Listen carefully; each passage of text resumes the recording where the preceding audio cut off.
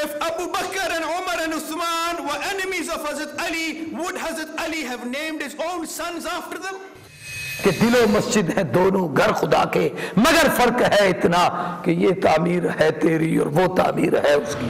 Islam was born into challenges. ذالک الکتاب لا ریب فیہ، اللہ فرماتے ہیں میں نے قسمیں اٹھا کر کہا کہ یہ کتاب سچی ہے جو تمہاری جھولی میں ہے۔ جو اللہ کا حکم آ جائے تو وہاں ایک مسلمان کا کام یہ ہے کہ بس یہ اللہ کا حکم ہے، میری سمجھ میں آئے یا نہ آئے، ہر حال میں اس کے اوپر عمل کرنے کا پابند ہوں۔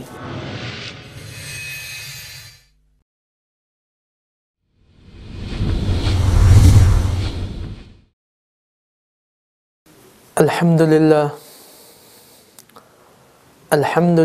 نحمده ونستعینه ونستغفره ونؤمن به ونتوکل علیہ ونعوذ باللہ من شرور انفسنا ومن سیئات اعمالنا من يهده اللہ فلا مضل له ومن يضلله فلا هادی له ونشهد أن لا إله إلا الله ونشهد أن محمدا عبده ورسوله أما بعد فأعوذ بالله من الشيطان الرجيم بسم الله الرحمن الرحيم قل إن كنتم تحبون الله فاتبعوني يحببكم الله ويغفر لكم ذنوبكم والله غفور رحيم وقال النبي صلى الله عليه وسلم لا يؤمن أحدكم حتى أكون أحب إليه من والده وولده والناس أجمعين صدق الله العظيم وصدق رسوله النبي الكريم ونحن على ذلك لمن الشاهدين والشاكرين والحمد لله رب العالمين۔ محترم ناظرین، آج کی اس نشست میں اس بارے میں بات ہوگی کہ رسول اللہ صلی اللہ علیہ وسلم کی محبت اور اس کے تقاضے کیا ہیں، اس کی علامات کیا ہیں۔ تو پہلی بات یہ سمجھنی چاہیے کہ حضرت محمد مصطفیٰ صلی اللہ علیہ وسلم کی محبت عین ایمان ہے، اس کے بغیر ایمان کا تصور بھی نہیں ہو سکتا اور ایمان مکمل نہیں ہو سکتا۔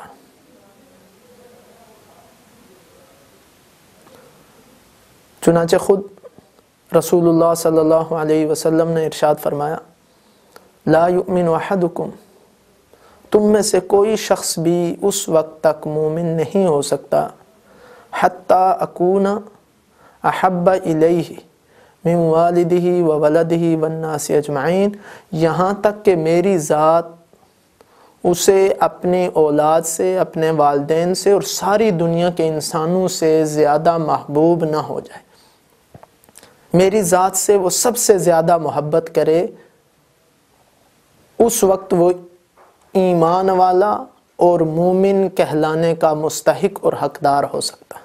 اب محبت رسول کیا ہے؟ ہر شخص کہہ سکتا ہے اور کہتا ہے کہ میں رسول اللہ صلی اللہ علیہ وسلم سے محبت کرتا ہوں، آپ کی ذات اقدس میرے نزدیک سب سے زیادہ محبوب ہے، یہ دعوی محبت ہے۔ اس کی دلیل کیا ہے، اس کی علامت کیا ہے؟ اور وہ علامت جو رسول اللہ صلی اللہ علیہ وسلم کے ہاں مقبول ہو اور اس کی تصدیق رسالت مآب صلی اللہ علیہ وسلم نے کی ہو، وہ کیا ہے؟ تو جب قرآن و حدیث کا انسان مطالعہ کرتا ہے تو اسے یہ بات سمجھ میں آتی ہے کہ محبت رسول کی علامت سنت رسول پر عمل پیرا ہونا ہے۔ چنانچہ رسول اللہ صلی اللہ علیہ وسلم نے فرمایا من احیا سنتی فقد احبنی ومن احبنی کان معی فی الجنہ، ترمذی کی روایت ہے۔ جس نے میری سنت کا احیا کیا، میری سنت پر عمل پیرا ہوا، فقد احبنی، پکی بات ہے اس نے مجھ سے محبت کی۔ ومن احبنی کان معی فی الجنہ، اور اس محبت کا ثمرہ، اس کا اجر، بدلہ کیا ہوگا؟ کان معی فی الجنہ، وہ جنت میں میرے ساتھ ہوگا۔ اب سنت کسے کہتے ہیں؟ سنت کا مفہوم کیا ہے؟ سنت کہا جاتا ہے رسول اللہ صلی اللہ علیہ وسلم کے عمل کو، ایسا عمل جو آپ نے اپنے ارادے اور قصد سے کیا ہو اور وہ آپ کے ساتھ خاص نہ ہو اور آپ سے سہو کے طور پر وہ صادر نہ ہوا ہو، تو ایسا عمل سنت کہلاتا ہے۔ اگر آپ کی خصوصیت ہے، آپ کی اسپیشلٹی ہے، تو وہ سنت نہیں کہلائے گا امت کے لیے، کیونکہ وہ آپ کے ساتھ خاص ہے۔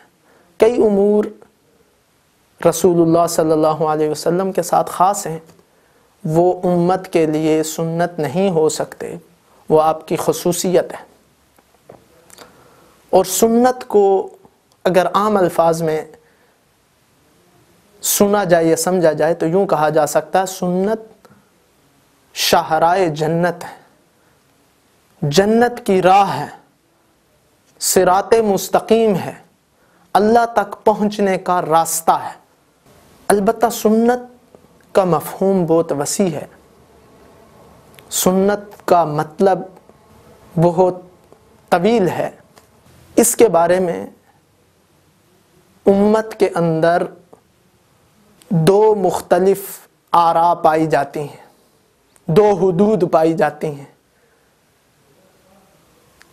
کچھ لوگوں کا موقف اور رائے ہے کہ ہر سنت پر عمل پیرا ہونا ضروری ہے، اور جو کوئی کسی بھی سنت کو چھوڑے گا تو وہ تارک سنت کہلائے گا، وہ فاسق ہوگا اور جہنم کا مستحق ہوگا۔ ایک طبقہ اس ایکسٹریم پہ ہے، اس حد پہ ہے، جبکہ دوسرا طبقہ دوسری ایکسٹریم پہ چلا گیا ہے۔ وہ یہ کہتا ہے کہ سنت کا مطلب یہ ہے کہ ایک کام آپشنل ہے، آپ صلی اللہ علیہ وسلم کا عمل ہے، امتی کے لیے اختیار ہے، آپشن ہے کہ اگر اس پر عمل پیرا ہو تو بھی ٹھیک ہے، اور اگر اس کو چھوڑ دے تو بھی اس پر کوئی الزام نہیں۔ یہ دونوں ایک حدیں ہیں، ایکسٹریم پر ہیں۔ اگر قرآن و حدیث کا مطالعہ کیا جائے تو پتہ چلتا ہے کہ سنت کے متعدد معانی ہیں اور مختلف اقسام ہیں، اور ہر قسم کا الگ حکم ہے۔ سنت کی چند اقسام ہیں۔ کبھی سنت کا معنی یہ ہوتا ہے صراط مستقیم پر سنت کا لفظ بولا گیا ہے۔ سنت کا مطلب یہ ہے کہ نجات کی راہ ہے، کہ اگر اس کو چھوڑو گے تو نجات نہیں پا سکو گے، جیسا کہ نبی کریم صلی اللہ علیہ وسلم نے فرمایا، ترمذی کی روایت ہے کہ بنی اسرائیل کے 72 فرقے بن گئے، یہود کے 72 فرقے بن گئے، اور میری امت کے 73 فرقے ہوں گے، کلہم فی النار الا واحد، سارے کے سارے جہنم میں جائیں گے سوائے ایک طبقے کے، ایک فرقے کے۔ قیل من ہی یا رسول اللہ، صحابہ نے عرض کیا یا رسول اللہ صلی اللہ علیہ وسلم، نجات پانے والا کون سا فرقہ ہے؟ تو آپ صلی اللہ علیہ وسلم نے فرمایا ما انا علیہ و اصحابی، کہ جو میری سنت پر اور میرے صحابہ کی سنت پر عمل پیرا ہوگا، میرے طریقے پر اور میرے صحابہ کے طریقے پر چلے گا، وہ جنت میں جانے کا حقدار ہوگا۔ اب یہاں پر اس حدیث میں عقائد صحیحہ کو، نجات پانے والے راستے کو اور کامیابی حاصل کرنے والے طریقے کو سنت سے تعبیر کیا گیا ہے۔ چنانچہ جو فرقہ اور طبقہ اس سنت کو چھوڑنے والا ہوگا وہ جہنم کا مستحق ہوگا، حدیث کی روح سے کلہم فی النار۔ چنانچہ امت کے اندر جتنے فرقے بنے، قدریہ جنہوں نے تقدیر کا انکار کر دیا، جبریہ جنہوں نے کہا کہ ہم مجبور ہیں، ہم کچھ بھی نہیں کر سکتے، ہم اعمال بھی خود نہیں کر سکتے، وہ جبریہ بن گئے دوسری ایکسٹریم پر۔ امت کے اندر ایک فرقہ روافض کا بنا، ایک خوارج کا بنا، اور کئیوں نے صحابہ کی ذات کا انکار کر دیا، اور کئی نے صحابہ کی ذات کا تو انکار نہیں کیا لیکن صحابہ کے طریقے کا انکار کر دیا۔ سارے کے سارے کلہم فی النار، اور یہ حدیث کا فیصلہ ہے۔ رسول اللہ صلی اللہ علیہ وسلم نے فرمایا کہ جو میرے طریقے کو چھوڑنے والا ہوگا، میری سنت کو چھوڑنے والا ہوگا، وہ جہنم میں جائے گا، اس کا انجام یہ ہوگا۔ تو یہ پہلی قسم، اسے اعتصام بالسنہ کا عنوان دیا جا سکتا ہے کہ سنت کو مضبوطی سے پکڑنا، جیسا کہ کلام اللہ شریف کے اندر فرمایا وَاعْتَصِمُوا بِحَبْلِ اللَّهِ، اللہ کی رسی کو مضبوطی سے پکڑو، اور حبل اللہ سے مراد قرآن ہے، اور قرآن کی عملی تفسیر رسول اللہ صلی اللہ علیہ وسلم نے کی ہے، اور وہی آپ کی سنت اور آپ کا طریقہ۔ تو سنت کی پہلی قسم بمانی راہ نجات، صراط مستقیم، جسے اعتصام بالسنہ، سنت کو مضبوطی سے تھامنا اور پکڑنا، اور جو کوئی اس سنت کو چھوڑے گا وہ جہنم میں جانے کا حقدار ہوگا، جہنم میں جائے گا، حدیث کا فیصلہ۔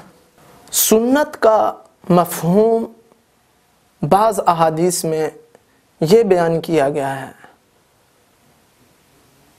کہ رسول اللہ صلی اللہ علیہ وسلم نے جس طریقے کو بیان کیا، شریعت کے جس حکم کو واضح کیا، اس پر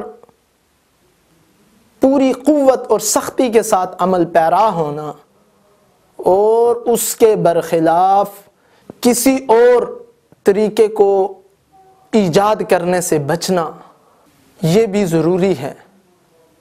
امام ترمذی نے باب قائم کیا، باب الاخذ بالسنہ واجتناب عن البدع، کہ سنت کو مضبوطی سے پکڑنا اور بدعت سے اجتناب کرنا، بدعت سے بچنا۔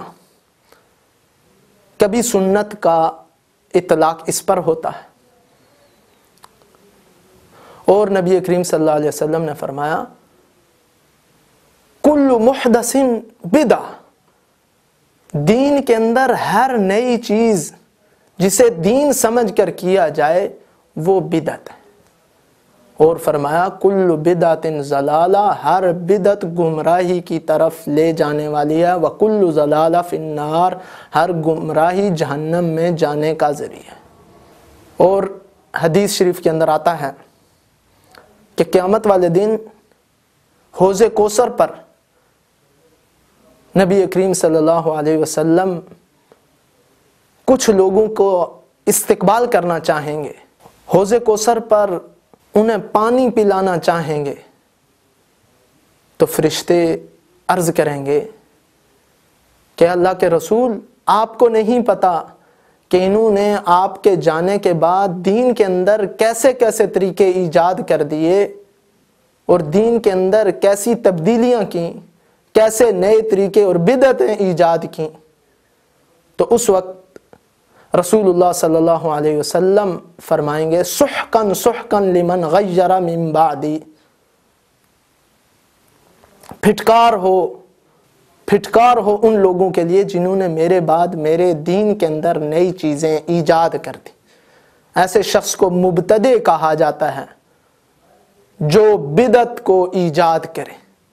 اور رسول اللہ صلی اللہ علیہ وسلم نے فرمایا من وقر صاحب بدعت فقد اعان علی ہدم الاسلام، کہ یہ ایسا خطرناک شخص ہے کہ جو آدمی اس کی عزت کرے، اس کا احترام کرے، اس کی توقیر کرے، تو وہ گویا کہ اسلام کی عمارت کو ڈھانے میں، منہدم کرنے میں، ختم کرنے میں وہ مدد کر رہا ہے۔ اور بدعت کرنے والا، سنت کو چھوڑ کر نیا طریقہ ایجاد کرنے والا، گویا وہ یہ چاہتا ہے، اس کا ذہن یہ ہوتا ہے کہ نعوذ باللہ من ذالک، دین نامکمل ہے، اب میں اس طریقے کو ایجاد کر کے دین کو مکمل کر رہا ہوں۔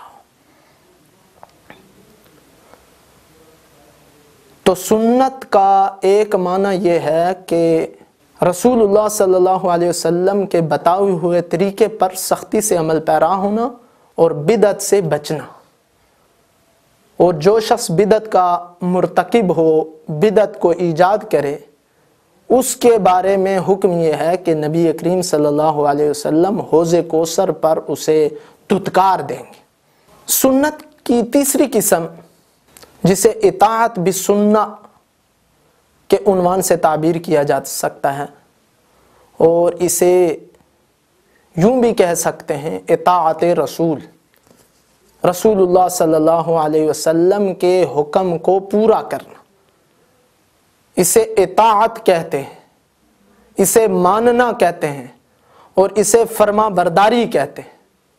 اور آپ صلی اللہ علیہ وسلم کی اطاعت شرعاً واجب اور ضروری ہے۔ جس چیز کا آپ نے حکم دے دیا ہے اس کو بجا لانا اور اس پر عمل پیرا ہونا ضروری ہے، اور یہ شرعاً واجب ہے، ہاں سنت سے ثابت ہے، یہ ایسا واجب ہے جو سنت سے ثابت ہے۔ اور قرآن کریم کے اندر متعدد آیات کے اندر، مواقع کے اندر اس مضمون کو واضح کیا گیا۔ اللہ تعالیٰ کلام اللہ شریف کے اندر ارشاد فرماتے ہیں وَمَا آتَاكُمُ الرَّسُولُ فَخُذُوهُ وَمَا نَهَاكُمْ عَنْهُ فَانْتَهُوا۔ رسول اللہ صلی اللہ علیہ وسلم جو چیز تمہیں دیں وہ لے لو، اور جس چیز سے وہ روکیں اس سے رک جاؤ۔ اور اللہ تعالیٰ ارشاد فرماتے ہیں وَأَطِيعُوا اللَّهَ وَرَسُولَهُ إِن كُنتُم مُؤْمِنِينَ، اللہ اور اللہ کے رسول کی اطاعت کرو اگر تم ایمان والے ہو۔ اسی طرح اللہ تعالیٰ کا یہ ارشاد بھی ہے مَن يُطِعِ الرَّسُولَ فَقَدْ أَطَاعَ اللَّهَ، جس نے رسول اللہ صلی اللہ علیہ وسلم کی اطاعت کی اس نے اللہ کی اطاعت کی۔ رسول اللہ صلی اللہ علیہ وسلم کی اطاعت شرعاً واجب ہے، اور اس پر اطاعت کرنے والا جنت میں جانے کا ذریعہ ہے، اور آپ کی اطاعت کو چھوڑنے والا جہنم میں جائے گا۔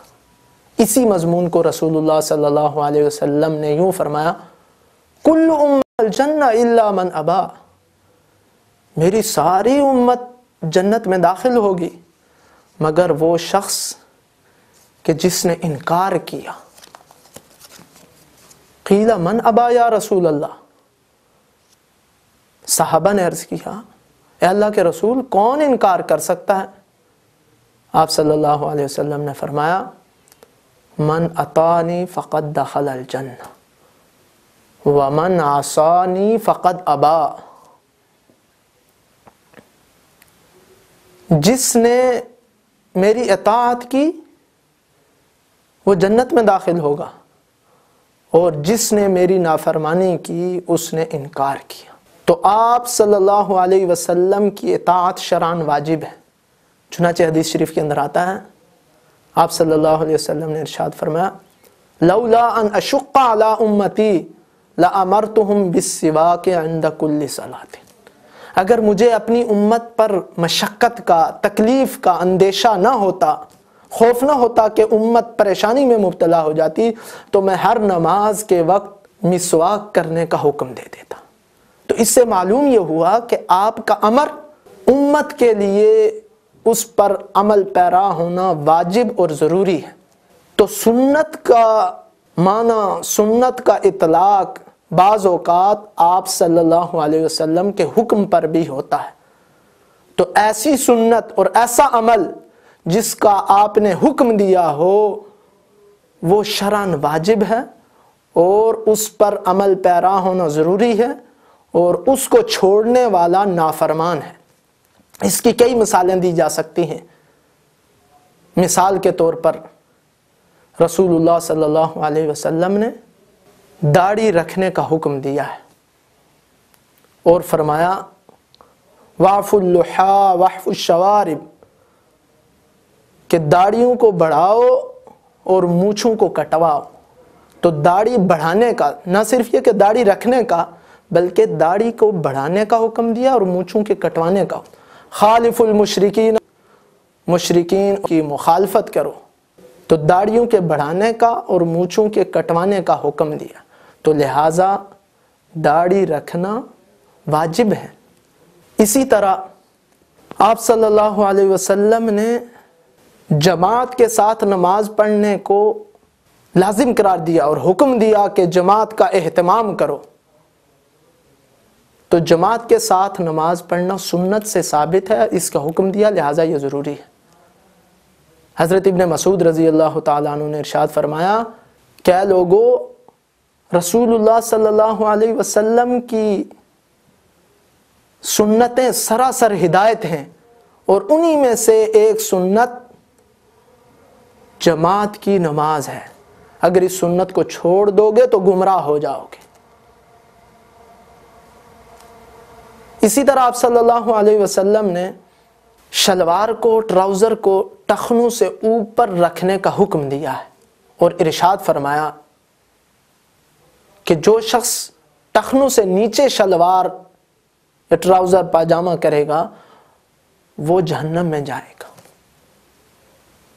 تو یہ سنت ہے آپ صلی اللہ علیہ وسلم کی، لیکن ساتھ حکم بھی ہے، لہٰذا اس کی پیروی کرنا، اس حکم کو کی فرما برداری کرنا ضروری ہے، اور اس کو چھوڑنے والا سنت کا تارک اور ایسا شخص فاسق ہے۔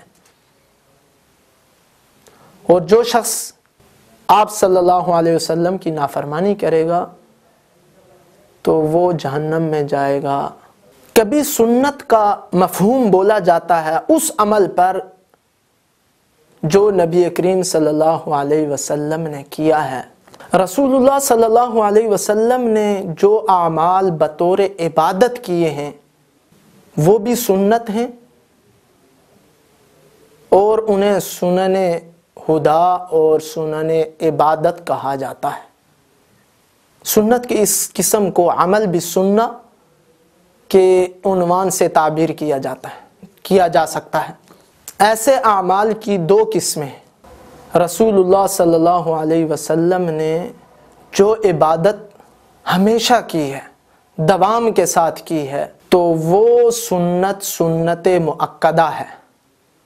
مثال کے طور پر وضو کے اندر مسواک ہے جو آپ صلی اللہ علیہ وسلم نے ہمیشہ کی ہے، اور نماز کے اندر مثال کے طور پر ظہر سے پہلے کی اور بعد کی سنتیں ہیں۔ تو یہ سنتیں مؤکدہ ہیں، ان پر عمل کرنا بھی لازم ہے، اور بلا عذر ان کو چھوڑنے والا نقصان اور خسارے کا باعث ہے۔ امام غزالی رحمۃ اللہ علیہ تبلیغ دین کے اندر فرماتے ہیں کہ بلا عذر سنن عبادت کو چھوڑنے والا، بلا عذر سنن عبادت کو چھوڑنا کفر خفی ہے یا حماقت جلی ہے۔ یعنی جو شخص کسی عذر کے بغیر، کسی مجبوری کے بغیر آپ صلی اللہ علیہ وسلم کے ایسے عمل کو جو آپ نے ہمیشگی اور دوام کے ساتھ کیا ہے اس کو چھوڑتا ہے، تو یہ اندر اس کے کفر پایا جاتا ہے، یا یہ واضح طور پر بے وقوف شخص ہے۔ اس لیے کہ کلام اللہ شریف کے اندر اللہ تعالیٰ فرماتے ہیں لَقَدْ كَانَ لَكُمْ فِي رَسُولِ اللَّهِ أُسْوَةٌ حَسَنَةٌ، کہ رسول اللہ صلی اللہ علیہ وسلم کی زندگی آپ کے لیے بہترین نمونہ ہے، لہٰذا جو اعمال آپ صلی اللہ علیہ وسلم نے ہمیشگی اور دوام کے ساتھ کیے ہیں وہ سنت مؤکدہ ہیں، ان کو پورا کرنا بھی ضروری ہے۔ البتہ وہ اعمال جو آپ صلی اللہ علیہ وسلم نے ہمیشہ نہیں کیے، وہ عبادات جو آپ نے ہمیشہ نہیں کی، وہ سنت غیر مؤکدہ کہلاتی ہیں، جیسے عصر سے پہلے کی سنتیں۔ ان کے چھوڑنے میں انسان کو اختیار ہے، البتہ اگر انسان ان کو بجا لائے تو رسول اللہ صلی اللہ علیہ وسلم کی سے قرب اور زیادتی محبت کا ذریعہ۔ من احیا سنتی فقد احبنی ومن احبنی کان معی فی الجنہ، جس نے میری سنت پر عمل کیا اس نے مجھ سے محبت کی، اور جس نے مجھ سے محبت کی وہ جنت میں میرے ساتھ ہوگا۔ تو سنت کی چوتھی قسم عمل بالسنہ، سنت پر عمل پیرا ہونا۔ جو سنت مؤکدہ ہے اس پر تو عمل کرنا ضروری ہے، ہاں سنت غیر مؤکدہ کے اندر اختیار۔ سنت کی ایک قسم یہ ہے کہ رسول اللہ صلی اللہ علیہ وسلم نے جو کام بھی کیا ہے، بطور عادت آپ نے جو کام کیا ہے وہ بھی سنت ہے۔ آپ کا کھانا پینا، آپ کا اٹھنا بیٹھنا، آپ کی رفتار و گفتار، آپ کی خلوت اور جلوت، آپ کا سفر اور حضر، آپ کی صبح اور شام، آپ کا لباس اور پہننا، یہ ساری کی ساری زندگی یہ بھی سنت ہے۔ اس قسم کو اتباع سنت کا عنوان دیا جا سکتا ہے۔ جو شخص رسول اللہ صلی اللہ علیہ وسلم کی پوری زندگی کی اتباع کرے گا، اس کا حکم کیا ہے؟ اس کے بارے میں اللہ تعالیٰ نے کلام اللہ شریف کے اندر فرمایا، قُلْ إِن كُنْتُمْ تُحِبُّونَ اللَّهَ فَاتَّبِعُونِي يُحْبِبْكُمُ اللَّهُ۔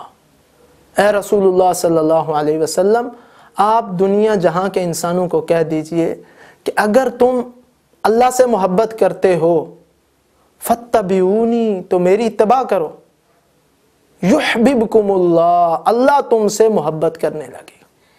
ہر مسلمان کی منزل اللہ کی محبت ہے۔ قرآن کریم کے اندر اللہ تعالیٰ نے فرمایا وَالَّذِينَ آمَنُوا أَشَدُّ حُبًّا لِلَّهِ، جو ایمان والے ہوتے ہیں وہ اللہ سے بہت محبت کرتے ہیں، سب سے زیادہ محبت اللہ سے کرتے ہیں۔ تو جو شخص ہر عمل میں، ہر کام میں، ہر عادت میں، ہر طریقے میں، ہر لمحے میں رسول اللہ صلی اللہ علیہ وسلم کی کامل اتباع کرتا ہے تو ایسا شخص اللہ کا محبوب بن جاتا ہے، اللہ اس سے محبت کرتے ہیں۔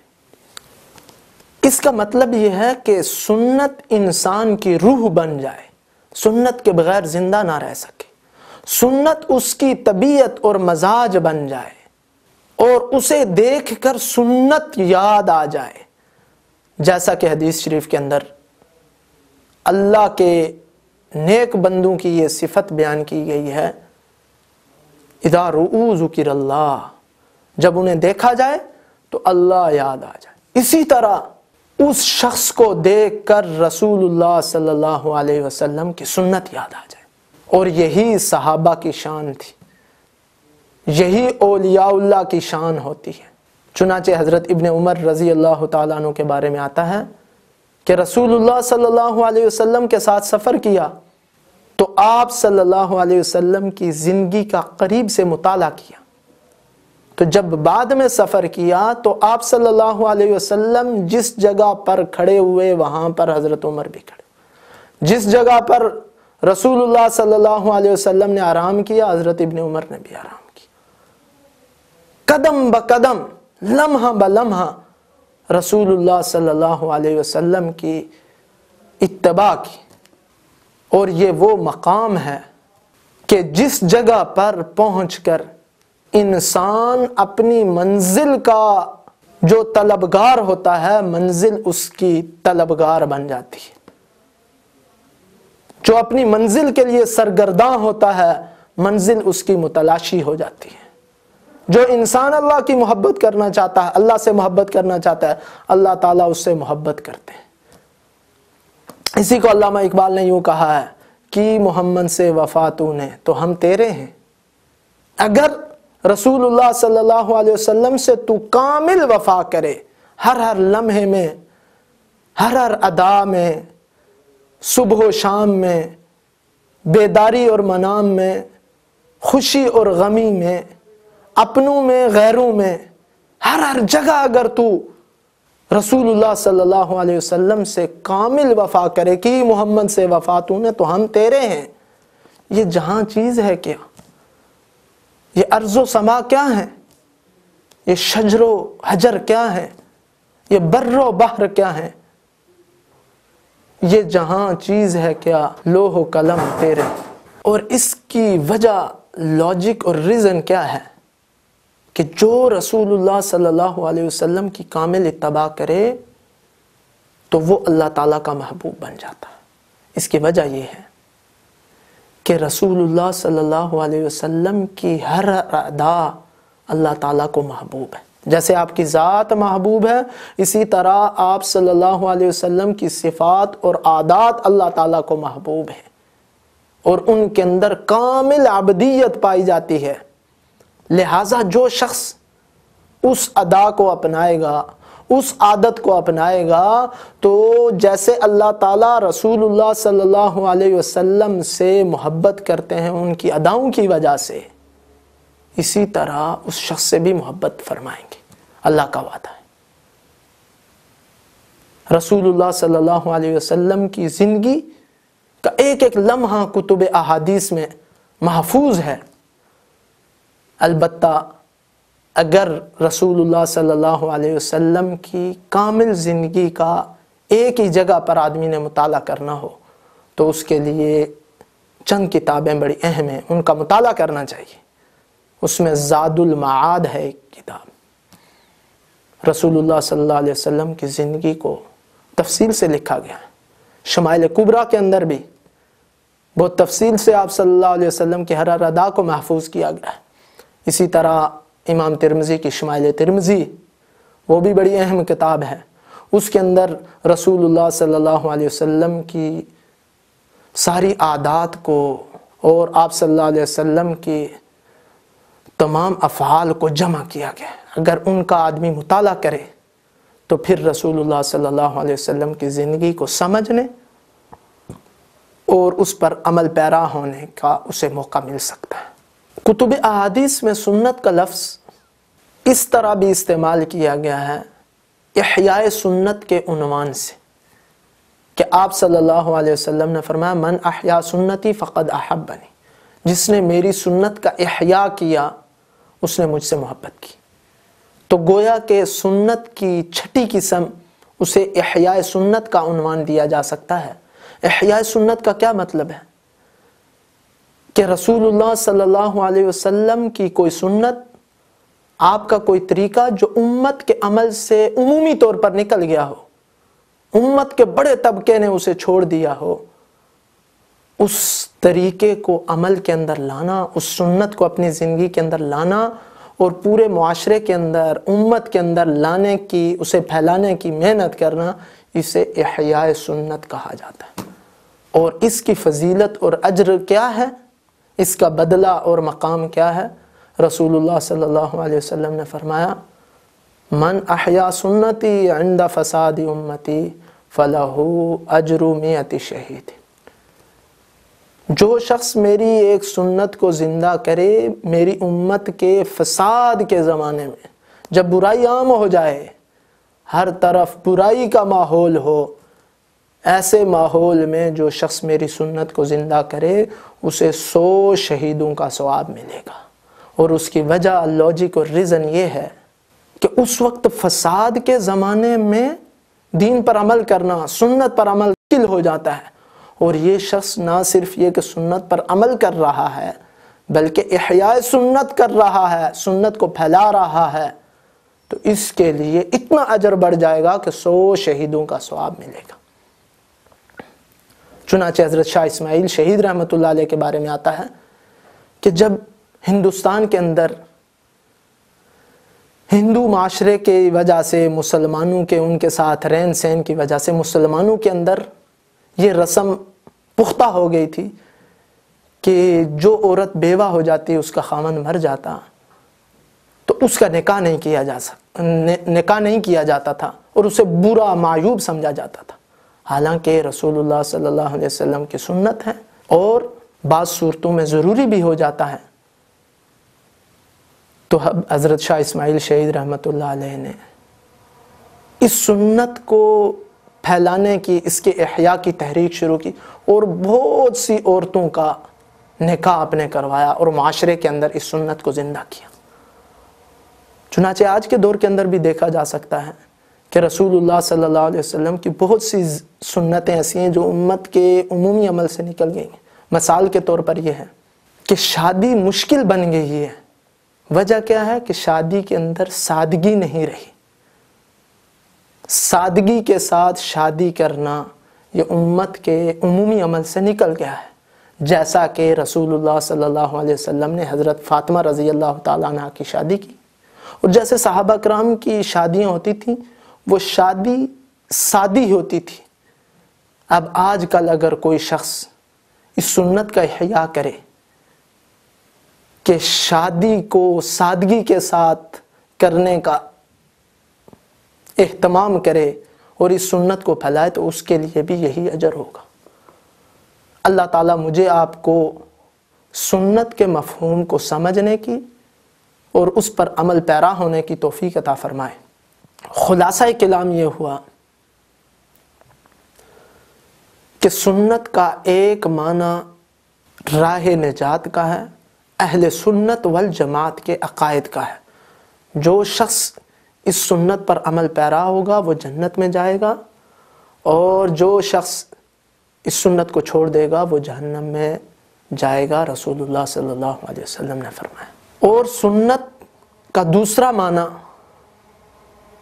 یہ ہے کہ سنت پر عمل کیا جائے، سنت پر کفایت کی جائے اور بدعت سے اجتناب کیا جائے، بدعات سے بچا جائے، ورنہ حوض کوثر پر رسول اللہ صلی اللہ علیہ وسلم ایسے شخص کو، بدعتی کو دھتکار دیں گے۔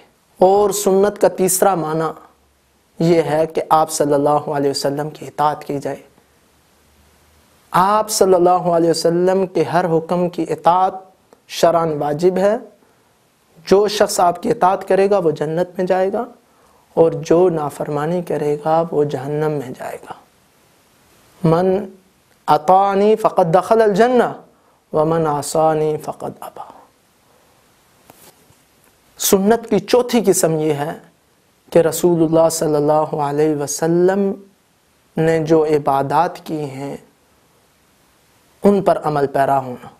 تو سنت مؤکدہ کا اتباع کرنا، ان پر عمل پیرا ہونا ضروری ہے، اور سنت غیر مؤکدہ پر عمل کرنا قرب اور محبت کا ذریعہ۔ اور اتباع سنت ہر کام میں رسول اللہ صلی اللہ علیہ وسلم کی جو اتباع کرے گا وہ اللہ تعالیٰ کا محبوب بن جائے گا۔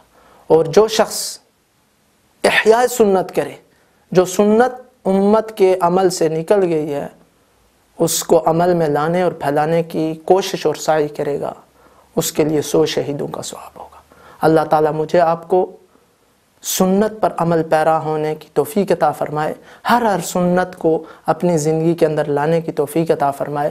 وآخر دعوانا ان الحمد للہ رب العالمین۔